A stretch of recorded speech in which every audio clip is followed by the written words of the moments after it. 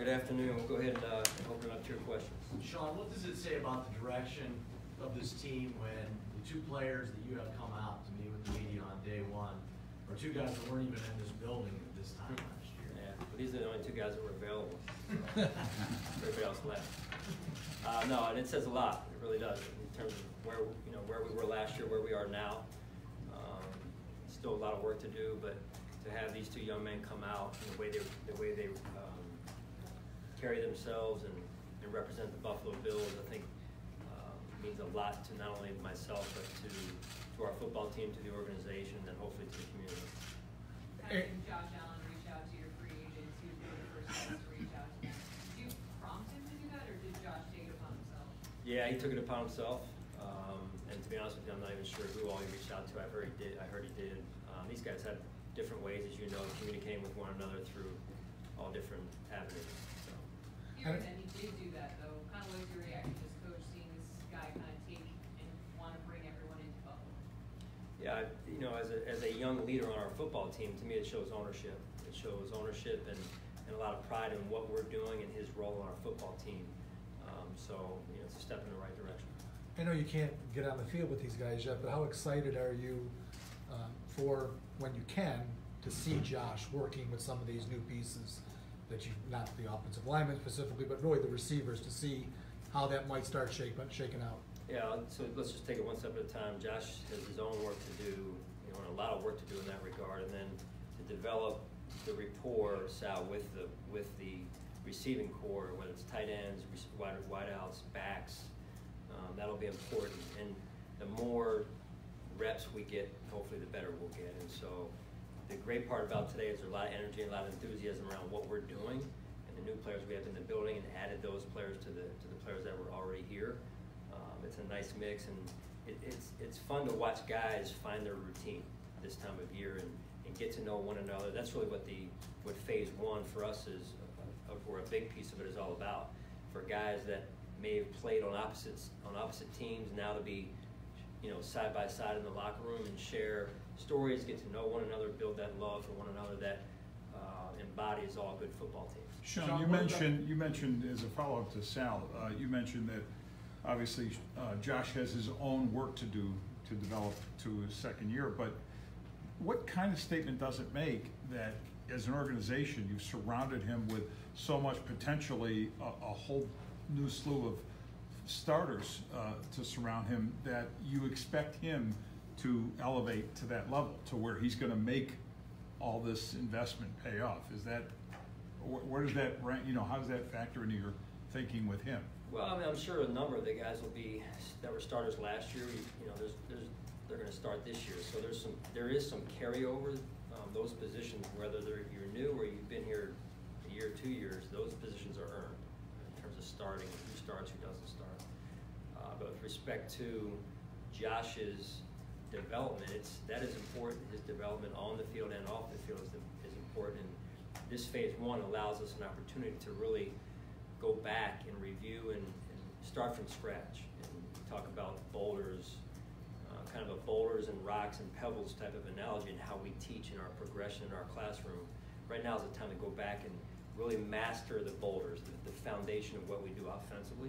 And it's neat to see the room in there that everyone's very eager to learn and go back and build that strong foundation. Sean, we heard Josh up here, and he said, well, this is my first off season for an NFL team. This was my first free agency, going through first. How do you set into perspective? Did you consult or just talk to Josh about how all these changes and how this offseason should progress with him?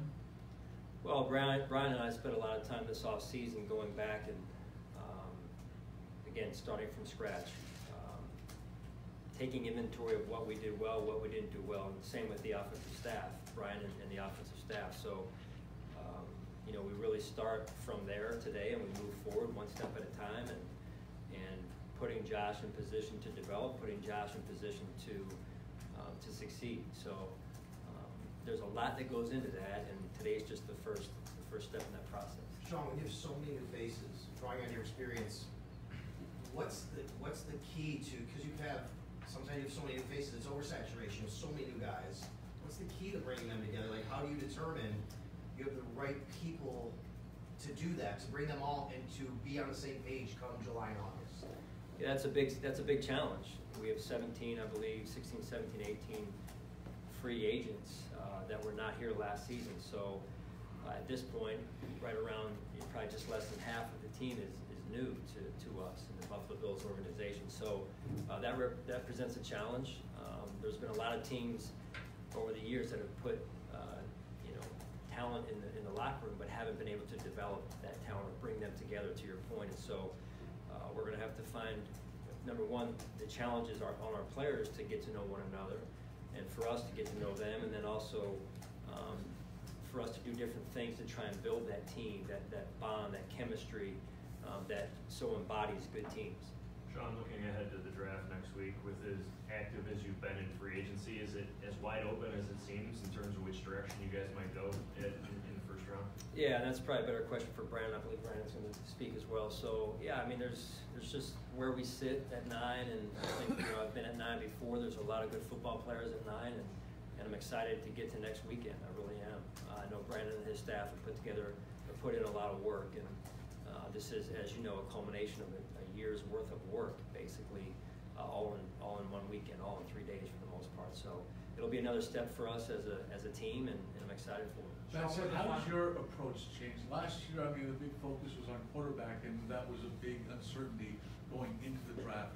I don't want to say you're more comfortable with this.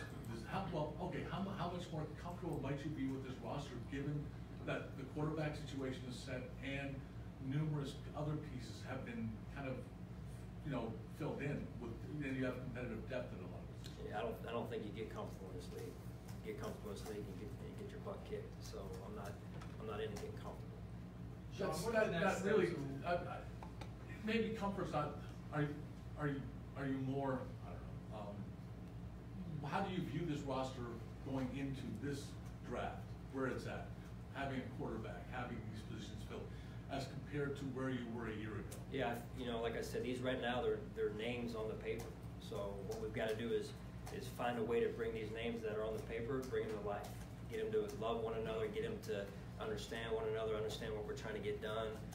Certainly, to your point, I know, John, that Josh coming in as number 1 this year is a lot easier than it was last year in terms of the fluidity of that and how easy that is in terms of at the outset. But there's a lot of work to get done, and I can't say that enough. That we've got a lot of work to do. Sean, what's the final week between now and the draft like for you and your involvement with the board and things like that, and conversations around the room? What's your involvement and what's your involvement and hands-on approach with this final week plus left before the draft? Yeah, it's interesting. I'm sure every team's different. So what and Brandon will detail a little bit more, I'm sure. But there's a lot of conversations that take place between the scouts and with Joe, and then Brandon and the scouts, and in terms of my involvement, really it's conversations that take place with Brandon and myself, as well as Joe, and we just play the what if game. What if this happens? What if that happens? Are we sure this player, we're comfortable with him here? Are we sure this guy? You just go through different options that could come up, so you're prepared. And no different really in a lot of ways to me when you prepare for a game. That it just so happens there's only one game, and that game is in about a week and a half here. So it's a great opportunity for us to improve our football team. That's good. All right. Thanks, Sean.